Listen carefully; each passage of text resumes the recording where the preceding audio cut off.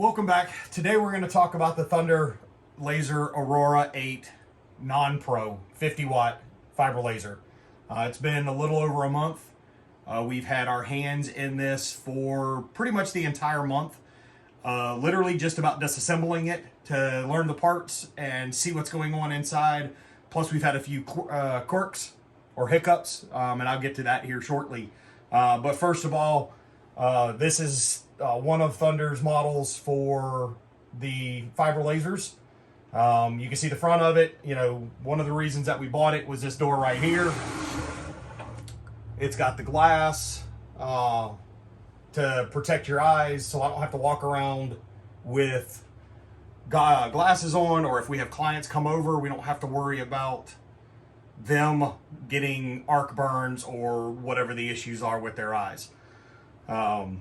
Along the front of it, we've got up and down, so this will control your focus or your focus distance.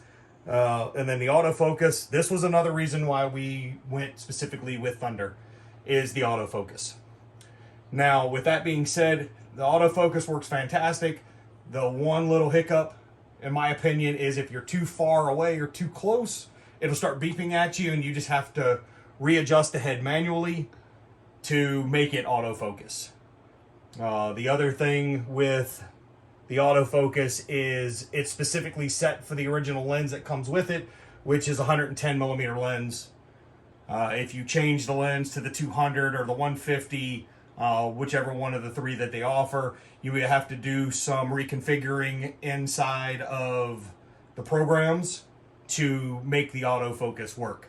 So our workaround for that is we have focal sticks that we've cut based on the focal distances set forth in the owner's manual. And then you have the start button. So I don't know why it says start. It should say repeat, because once you send it from light burn, it runs it, and then if you have to do the same thing over and over again, it's pretty much idiot proof. You just stand there and hit the button and it will repeat what it's done. So I'm not quite sure, what the start meant. It really should say repeat. And then right here you have your emergency stop button. I'm not sure that I would have put it there, maybe on the side. I understand why it's there. Sometimes I'm in a tight space, and sometimes my fat ass decides to bump into it and will kill the machine. So again, here's some of the functions right on the front. We've got the idiot's guide to remembering your lens cover here. That way we can pull the lens cover off and we don't try to use the laser without that on. You'll notice right now I have magnets set over top of the sensors for the door. I will get to that. You can bypass the sensors. It's not recommended. And it definitely does not serve the purpose for what the whole slide down door is. However, the great part about it is if you have something long,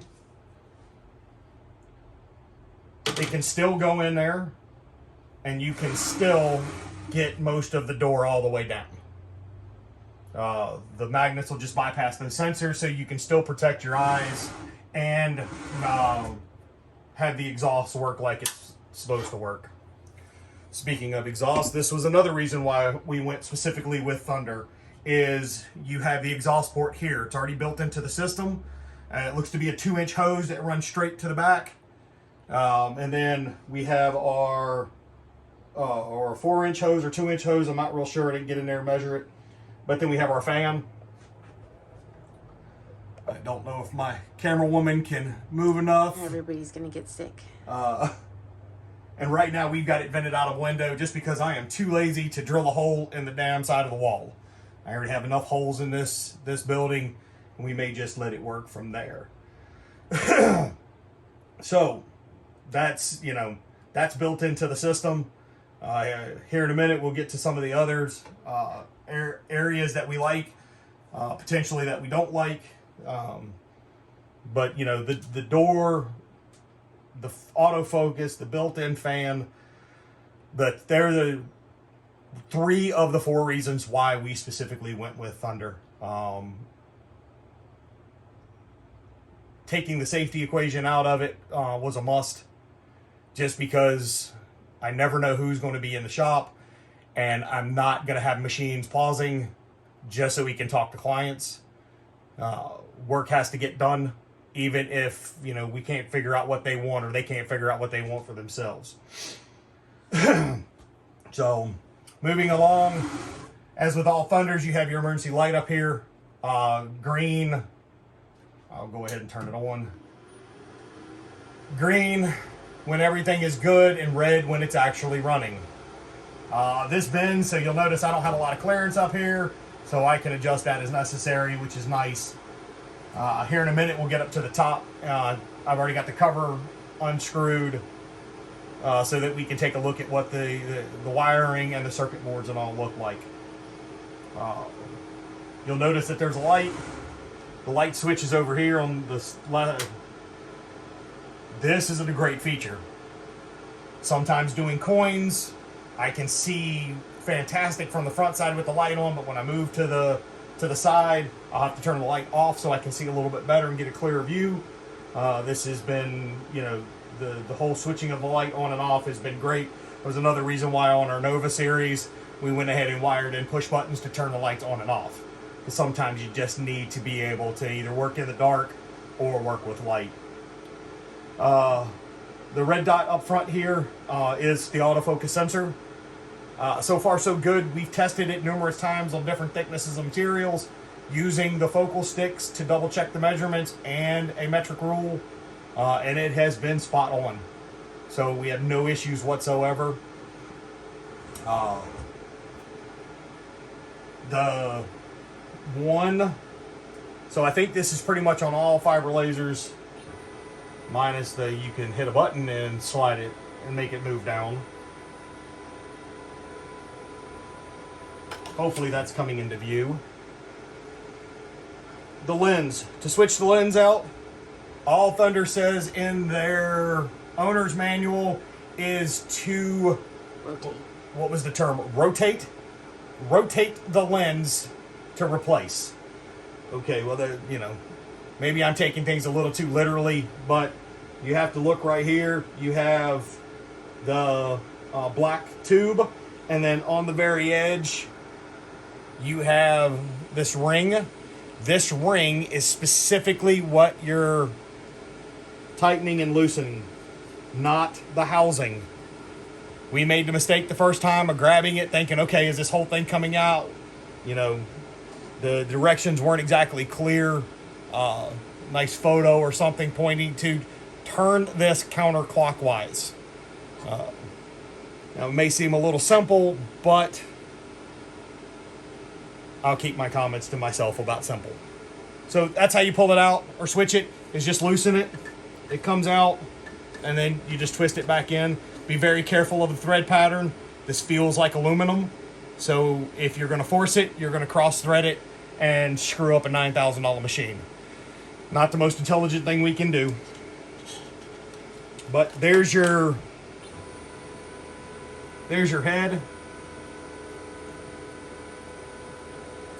It does lower all the way down, and you hear the constant beep.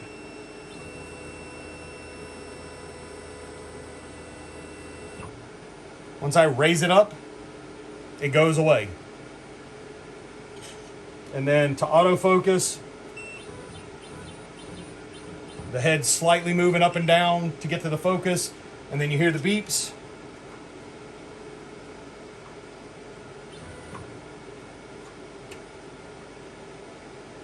And I thought I had fixed that. That was one little quirk that we had run into when we first got it. This button, the contacts on the back side of it aren't the greatest in the world, but when you take the plate off of it and wiggle it with your fingers, it readjusts, or you find the right spot. There it is. So after this, I'll pull that back off and make sure that I didn't shift anything or anything happened. It really comes down to the type of buttons that they're using. And it was about a 5-minute fix to look at. If they need to be replaced, they come off relatively easy and just plug right in. So that covers, you know, the autofocus, the fan, the lens switching it out, and now we are going to move into some of the other side views. I'm going to turn the machine off, just in case I stick my finger somewhere I shouldn't, and we'll be right back. Okay, so I'm moving around to the left side. Bear with me, it's a tight ass fit and it's rather dark back here because I don't have lights on the back side of this. But you can see it's the stepper motors and some of the wiring for the laser itself, and the head moving up and down. What looks to be a ball thread sitting on stainless accesses with, or stainless rods. And then your Z-stop or your limit switch, pretty much what activated when we went too far on the focus. Here's your exhaust hose that goes straight back and straight out. But all in all, just like I would expect from Thunder, it's nice and clean. Everything is pretty and zip tied well. So now we're on to the opposite side. As I'm facing the machine, this would be the right side of it. Here's the Rakus power source. All in all, it's a self-contained unit. So no real issues here, except for when you have to change this, or you need to find the serial number, which is about where my finger is on a little card. You have one of two options. You can remove the screws at the top and on the bottom and try to lift the entire plate that the power source attaches to, or you can just come in here and hit the screws, the 4 screws in the corners, and remove the power source. Those are your options. I've done them both. They're both a pain in the ass. I'm not really excited if I ever have to replace this thing, but it is what it is. So the only other thing that I noticed after using it for a while was underneath here. Here's the fan vents for the power source. They get really dirty, and I'm not sure exactly why. Nothing else was real dirty. So unless we just got some dust in the air and things of that nature. But it's something to think about when doing maintenance on these. You've got these fans, and then fans up top we'll get to. But again, if I can round this corner, you'll see how all the wires, nice and neat. I couldn't ask for anything better than that, especially coming from the factory. So now we'll move on to the top. Okay, so here we go again. Might be a little dark. Here's the top. You'll notice in the corners and in the middle, there are holes, so there's little screws that you have to take this off. I will shift this to the side to the best of my ability without breaking a damn thing. So once again, here's your main breaker, and then all the wiring coming into the circuit boards. So what I like is the fact that this appears to be the same TL timer that's in the Nova series. This little black switch right here allows you to turn your fan on all the time, which I guess bypasses the TL timer. Or you can flip it to on, where the TL timer will activate the fan just like it does on the Nova series. Again, and then back here, so back here is one of your other control boards. So here's some of the interesting things that I found. If I can get my hand in here, right here. So that right there, that black tip printer cable is a patch cable that goes from where your connection from the computer goes. And then it's just a cable that runs up here and plugs into that. So we found, because we run a Mac, we had some communication issues with the machine. So we've been experimenting with bypassing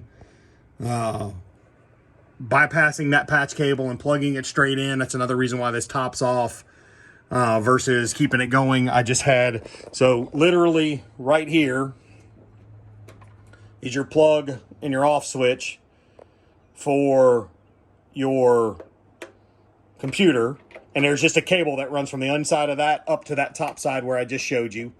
I think they could have done it a little bit better, but I understand why they did it that way. In case something goes wrong, I don't know. Maybe that's something that can be worked out in the future, but all in all, so far it works. But again, it's all wired nicely. Tracing, because everything is labeled, tracing would be easy if there's ever a problem. And then once we put this back on, it'll seal back up with no issues whatsoever. Okay, so we've walked through everything, and I've kind of, bounced around with things that we like, things that we don't like. For the price that you pay for this machine, and this is one of the more expensive ones out there in the fiber laser world. We were willing to pay the more because of the door, because of the autofocus, because of the built-in fan. And the other reason, and the last reason, is because of tech support. I would rather spend that extra money knowing that I have 3 intelligent gentlemen that are running tech support and have the knowledge, skills, and ability to walk me through how to fix anything. And I promise you, I have used that tech support. Tearing this thing apart and looking at some of the quirks that we've had, they have been fantastic. I may in the future actually do, I don't want to say a review on them, but have a conversation about them. We'll see what mood I'm in later on. So we'll get back to just again, the positives that we like and why we bought it was the autofocus, the door, the built-in ventilation, and the tech support. Some of the things that we're not fond of, but we have workarounds that we've worked through, is the door. Yes, I know, it's a pro and a con. So we've got to block it off if we want to put longer stuff in there. We have the rotary, and the great part about the rotary that you can purchase with this is it fits in there. Not going to go through the plug-in kit. And the door shuts. So we're pretty happy about that. This is next on my to-do list, is get this up and running. The negatives that I see about this, it's a little bit more expensive, but again, we were willing because of the features that we liked. We run Macs, and in that lies the problem. Macs have a tendency to shut down their USB ports with power or reduce their amount of power. Unlike CO2 lasers, fiber lasers like to be constantly fed data.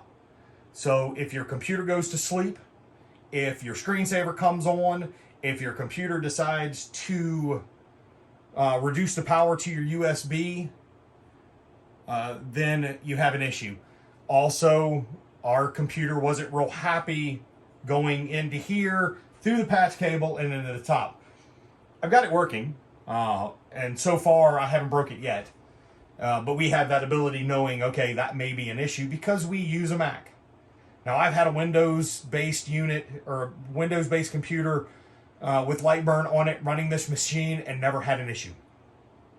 So it's the communication with the Mac specifically. But tech support's been working with me and sending reports back and everything else. So, we have our workarounds. It's not a problem. It's more of a me problem than a them problem. So we are definitely working through it. The only other issue that we've had so far is, I can't say it's been the power supply, but it's understanding the power supply. Or the laser source, excuse me.